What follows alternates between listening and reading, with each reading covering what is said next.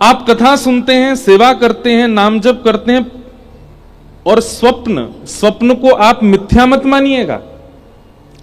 स्वप्न एक ऐसी स्थिति है जिस स्थिति में आप सो जाते हैं और सोने के बाद एक प्रकार से मृतक हो जाते हैं, और मृतक होने के बाद वहां ना गाड़ी है, ना साधन है, ना घर है, ना व्यापार है, ना धन है, सब कुछ आप ही बन जाते हो। आप ही धन बन जाते हो, आप ही गाड़ी बन जाते हो, आप ही सवेरा बन जाते हो, आप ही रात बन जाते हो, आप ही वृक्ष बन जाते हो। ये स्वप्न में दिखने वाली जो दुनिया है ये है नहीं, ये कौन है? ये हम ही बन जाते हैं वहां जाकर के।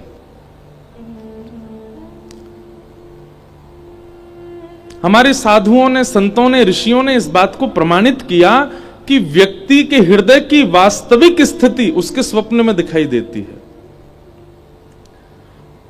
अनंत कथाएं सुनने के बाद भी, नाम जप करने के बाद भी, वृंदावन गमन करने के बाद भी, माला फेरने के बाद भी स्वप्न में आपको वो दिख रहा है जो नहीं दिखना चाहिए। वह दिख रहा है जिससे आप भयभीत हो रहे हो। या सीधी बात, ना भय की कोई वस्तु दिख रही है, ना ऐसी कोई वस्तु जो नहीं दिखनी, बस संसार दिख रहा है, तो भी आप अपने हृदय का आकलन लगा सकते हो कि यहां है मेरी स्थिति।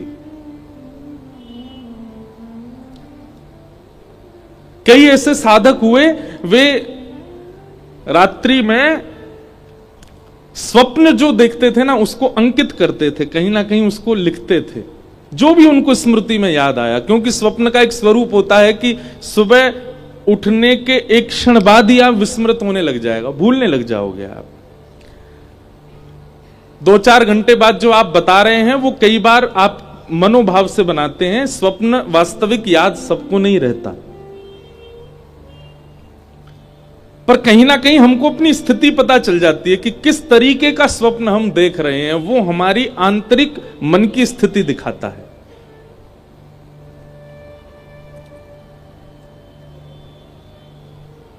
दुष्स्वप्न आना, बुरे स्वप्न आना, गलत वस्तुओं का बार बार दिखना, भय की चीजों का दिखना, ये एक प्रकार से ये दर्शाता है कि हमारा भजन अभी मन से नहीं बना है, हमारी कथा अभी मन से नहीं बनी है, हम वृंदावन अभी मन से नहीं गए। हमने अपने ऋषियों को, गुरुओं को, साधुओं को, महापुरुषों को मन से प्रणाम नहीं किया है। 2 स्थिति बनेंगी यदि मन से होगा तो, या तो स्वप्न में कुछ दिखेगा ही नहीं, सोओगे तो ठीक सीधे सुबह ही उठोगे, और या फिर दूसरी स्थिति बनेगी कि स्वप्न जब भी देखोगे तो उसमें कोई निकुंज की लीला ही दिखेगी, निकुंज के भाव ही दिखेंगे।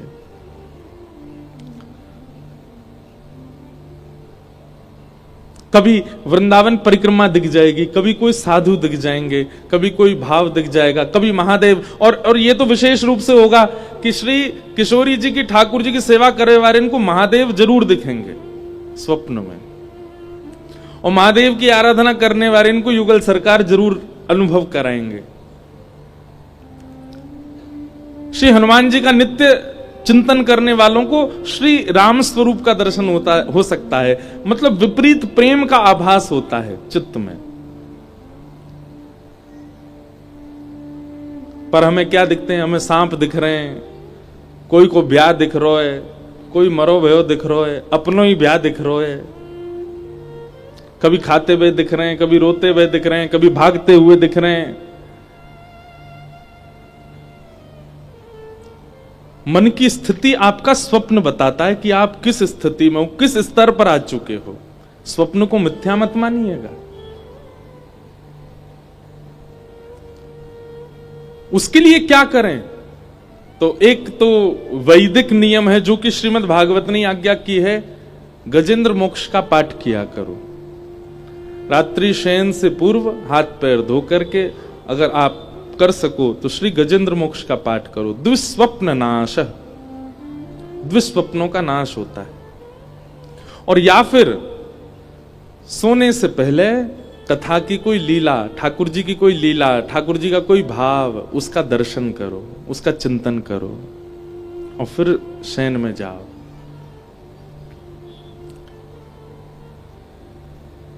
स्वप्न में दिखी, ये सूरदास जी वाणी लिखते हैं, कुम्मन दास जी ठाकुर जी की लीला लिखते हैं, इनको कहां अनुभव होती है ये?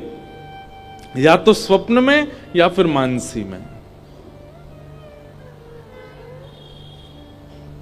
तो स्वप्न सामान्य नहीं है, स्वप्न स्थिति है आपके भजन की, आपके मन की, आपकी बुद्धि की। आपके विकार कितने नष्ट हो रहे हैं ये आपका स्वप्न बताएगा।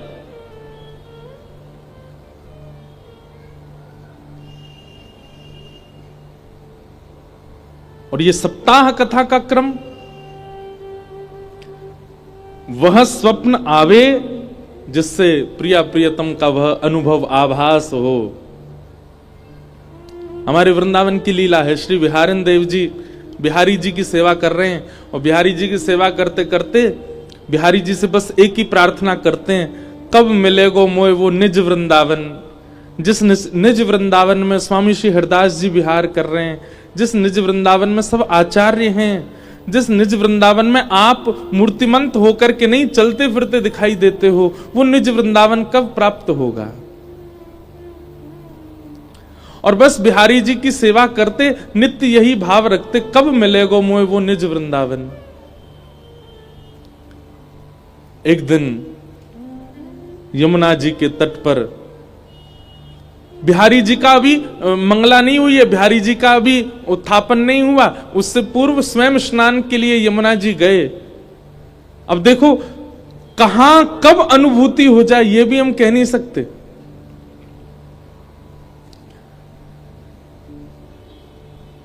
बिहारिन देव जी जैसे स्नान के लिए गए, और यमुना स्नान के बाद जब नीम की दातुन कर रहे थे, और दातुन करते करते करते नेत्र बंद हो गए, और नेत्र बंद होते श्री बिहारिन देव जी निज वृंदावन में प्रवेश कर। अब बताओ कैसी अवस्था, अभी स्नान भी नहीं किया है, केवल मुख मांझ रहे हैं अपना, और उस अवस्था में श्री ठाकुर जी उनको निज वृंदावन में ले गए। निज वृंदावन में क्या देखा? श्री यमुना जी का जल सामान्य नहीं था, है तो सामान्य, पर जब आचमन लेने के लिए उसमें अंजलि में भरते हैं तो ऐसा लगता है मानो केसर युक्त जल बह रहा हो। एक अद्भुत सुगंधी यमुना जी में से आ रही है। अभी के वृंदावन में हमें यमुना जी के तट पर बालू दिखती है, पर बिहारिन देव जी कह रहे हैं कि निज वृंदावन की यमुना जी की बालू तो मणियों की है, रत्नों की है, हीरों की है, मोतियों की है, अद्भुत चमक है। निज वृंदावन में भक्तों के यूथ झुंड के झुंड एक साथ भ्रमण कर रहे हैं। कहीं से बुलावा आता है, अरे ठाकुर जी वहां विहार कर रहे हैं, सबरे चलो, सब दौड़ करके जा रहे हैं और वहां जाकर के ठाकुर जी को दर्शन कर रहे हैं। तभी कहीं से टेर सुनाई दे, अरे जल्दी केसी घाट आ जाओ, केसी घाट पर श्री लाल जी विराज रहे हैं, सब वहां की ओर दौड़ने लगते हैं। ऐसा निज वृंदावन, उस निज वृंदावन में वे सब आचार्य हैं जिनकी हम चर्चा सुनते हैं। मीराबाई हैं, सूरदास हैं, करमेती बाई हैं, कृष्णदास हैं, सब हैं वहां। और तभी बिहारिन देव जी भ्रमण करते करते ढूंढ रहे हैं, कहां है श्यामा श्याम। बिहरत लाल अचानक दिख गए। और कैसे दिखे? यमुना जी की तट है, सघन कुंज है, और कुंज में एक दूसरे के गले में गलवैया दिए श्यामा श्याम रमण करते हुए आ रहे। बिहरत लाल बिहारिनी दो यमुना जी के तीरे तीरे। बिहरत लाल बिहारिन दो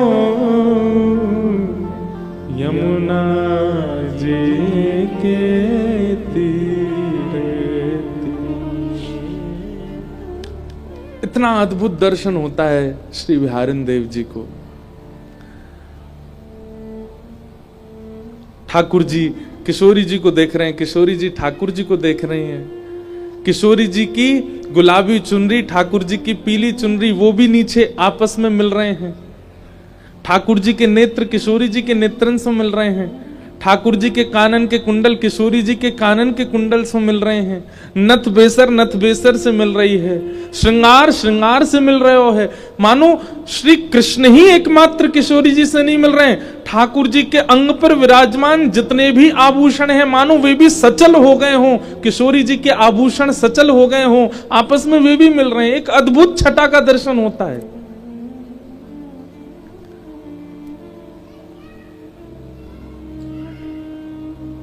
बिहारिन देव जी दर्शन कर रहे हैं और अवस्था क्या है, दातुन कर रहे हैं, और दातुन करते करते निज वृंदावन का दर्शन।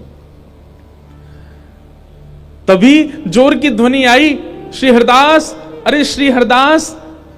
तभी बिहारिन देव जी के नेत्र खुले और नेत्र खोल करके देखा तो वहां तो वो वापस उसी वृंदावन में आ गए और वहां तो सब वैष्णव जन चारों ओर से घेर के खड़े हैं।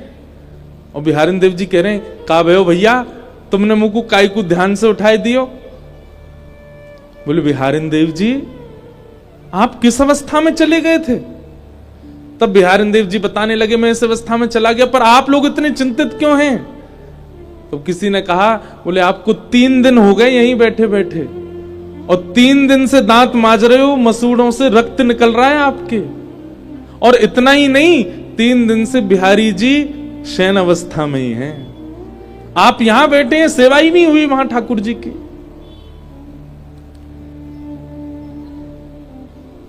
यह है स्थिति। कहां बिहारिन देव जी को कुछ क्षण के दर्शन हुए थे, पर प्रकट स्थिति में वो 3 दिन बीत चुके थे।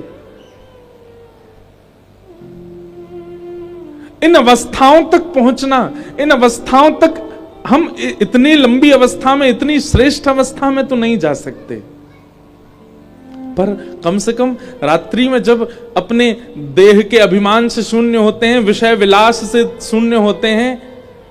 बंधु एक बात मेरी बहुत ध्यान से सुनिएगा, साधक अगर अपनी निद्रा को पवित्र कर लेना,